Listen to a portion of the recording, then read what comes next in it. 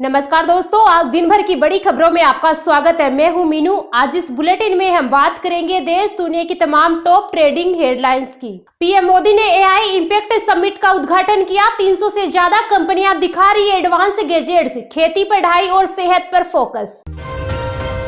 थोक महंगाई 10 महीने में सबसे ज्यादा, जनवरी में बढ़कर 1.81% पर पहुंची। खाने पीने की चीजें महंगी हुई। चुनाव आयोग ने पश्चिम बंगाल के 7 अधिकारी सस्पेंड किए। एसआईआर में लापरवाही, पावर के गलत उपयोग के आरोप। हिमंता शूटिंग वीडियो मामला, सुप्रीम कोर्ट का सुनवाई से इनकार। कहा, चुनाव से पहले कोर्ट का दरवाजा खटखटाना ट्रेंड बन गया है। कांग्रेस नेता मणिशंकर अय्यर बोले, थरूर विदेश मंत्री बनना चाहते हैं, स्टालिन इंडिया ब्लॉक को संभाल सकते हैं। 25 लाख महिलाओं के खाते में 10-10 हजार रुपए ट्रांसफर। महिला रोजगार योजना के लाभुकों को तोहफा। सीएम नीतीश कुमार ने 2500 करोड़ रुपए जारी किए। देश में बेरोजगारी दर बढ़कर 5% हुई। दिसंबर 2025 में 4.8% पर थी।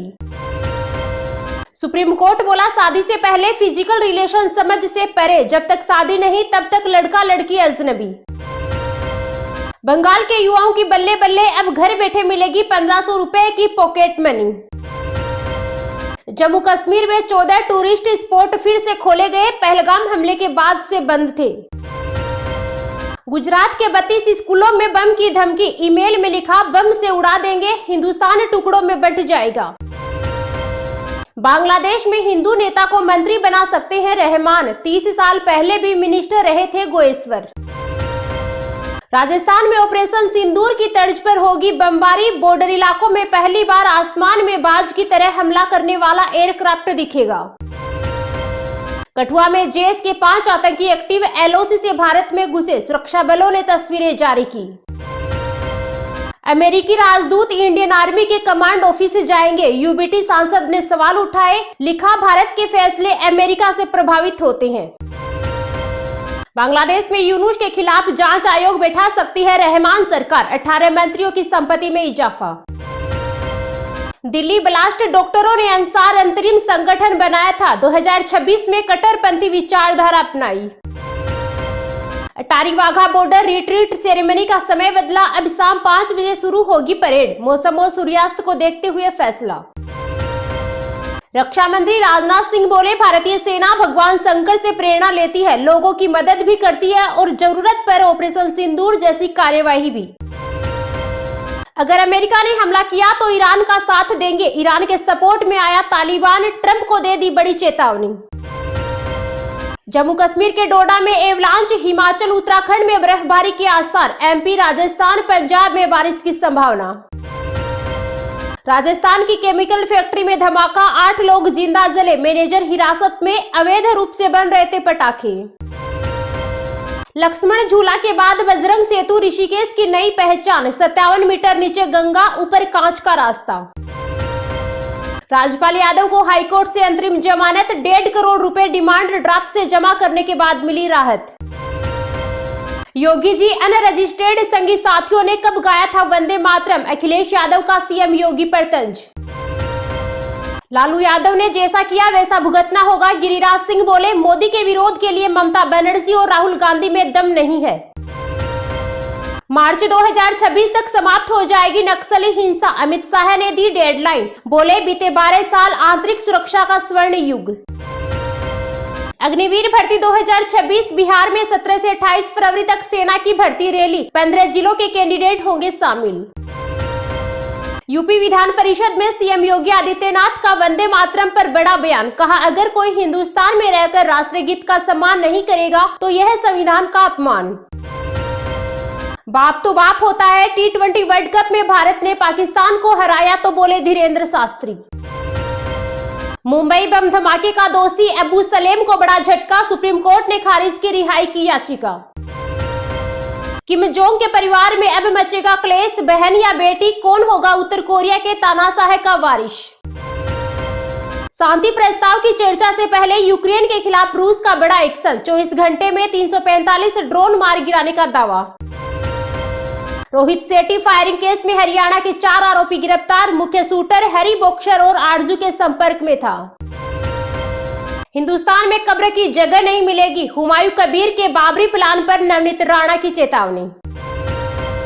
पाकिस्तान की हार पर सहवाग बोले, फुल कंबल कुटाई। दिल्ली पुलिस ने लिखा, गलत जगह यू टर्न लोगे तो यूं ही मुंह की खाओगे। दावा, रश्मिका मंदाना विजय देवरकोंडा 26 फरवरी को करेंगे शादी, इंटीमेट वेडिंग की तैयारी शुरू। फिर पलटेगा मौसम, बारिश और बर्फबारी की आशंका, दिल्ली, बिहार और यूपी में बारिश की संभावना।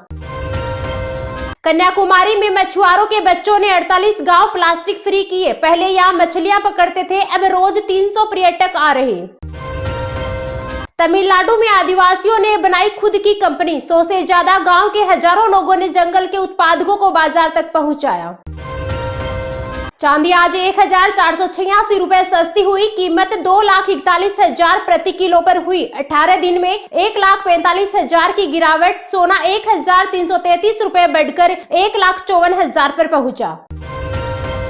और Romeo box office collection, film ने तीसरे दिन कमाए 11 करोड़, अब तक कुल कलेक्शन 34.51 करोड़।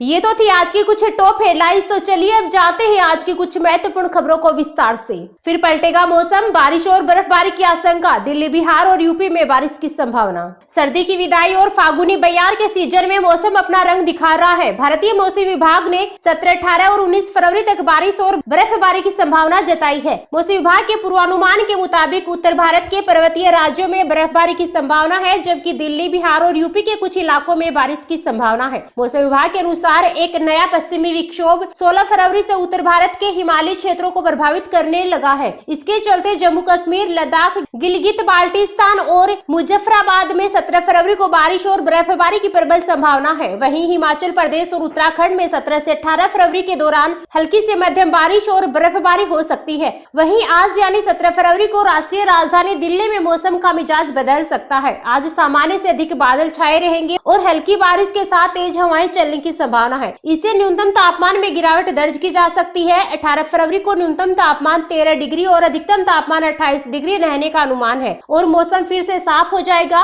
पंजाब, हरियाणा, चंडीगढ़, राजस्थान और यूपी के कुछ इलाकों में 18 व 19 फरवरी को बारिश व आंधी की संभावना जताई गई है। मौसम विभाग ने कहा कि पश्चिमी विक्षोभ सक्रिय होने के चलते 17 और 18 फरवरी को पश्चिम उत्तर प्रदेश के दक्षिणी हिस्सों में मौसम का मिजाज पूरी तरह बदल जाएगा। उत्तर प्रदेश में अगले 36 घंटे में एक बार फिर से मौसम खराब होने की गुंजाइश है। मौसम विभाग ने 17 और 18 फरवरी को वेस्टर्न डिस्टर्बेंस के कारण पश्चिमी यूपी के कुछ जिलों में तेज आंधीनुमा 30 से 40 किलोमीटर प्रति घंटे की रफ्तार से हवाएं चलने के साथ साथ बूंदाबांदी और हल्की बारिश की संभावना जताई है। हालांकि प्रदेश पूर्वी, मध्य और बुंदेलखंड के हिस्सों पर मौसम का प्रभाव नहीं रहेगा। हल्के बादलों के सिवा मौसम शुष्क रहने का अनुमान है। IMD का मानना है कि मौसम साफ होने के बाद तापमान में तेजी से बढ़ोतरी होगी और दिन में गर्मी का एहसास होगा। हालांकि सुबह शाम अभी भी सर्दी से बचने की जरूरत है। राजस्थान में मंगलवार को एक नया पश्चिमी विक्षोभ एंट्री ले सकता है, जिसके प्रभाव से 18 फरवरी तक जिलों में आंशिक तौर पर बादल छाए रहेंगे और कहीं कहीं रुक रुक कर बारिश की गतिविधियों के साथ आंधी और आकाशीय बिजली कड़कने की आवाजें